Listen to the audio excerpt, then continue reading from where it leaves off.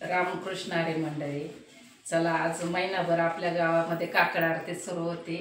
त्याचा आज काल्याचं कीर्तन आहे. तर चला, आज आपण आमच्या गळ्याच्या कीर्तनाचा लाभ घेऊ. पुरीनो, चला कीर्तनाला जायचंय गावामध्ये. चला तनू, चल. चला, आम्ही चाललो गावामध्ये आता.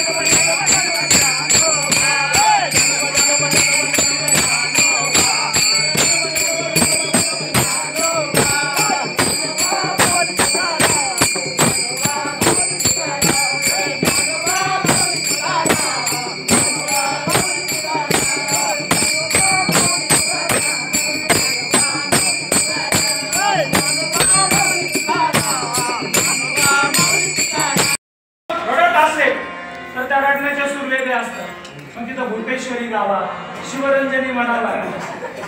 पण ज्या वेळेला सुखद प्रसंग असेल त्यावेळेला रागाची रचना वेगळी असते। सकाळी कोणतं म्हणावं काय, सकाळी काका ऐकायला आला लहान लहान लहान मुले घे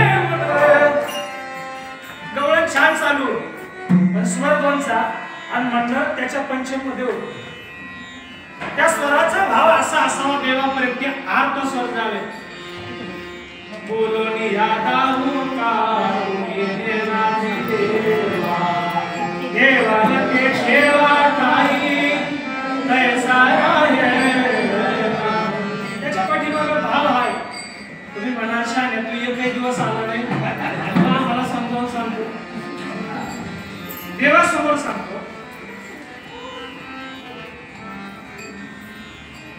आपण धनधान्यादी समृद्ध धनधान्याधिकाने समृद्ध असणारी माणसं आहोत।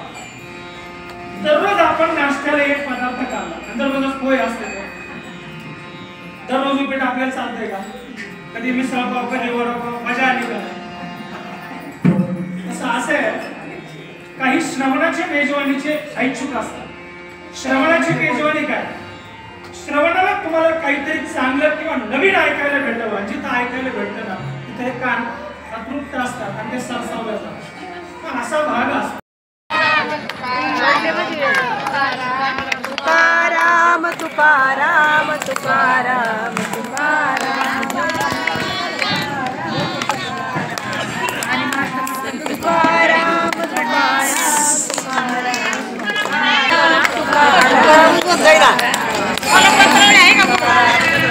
आणि अशा रीतीने आमच्या काकड आरतीची सांगता मोठ्या दिमाखाने मोठ्या सोहळ्यात पार पडली। तर रामकृष्ण हरी मंडळी सगळ्यांना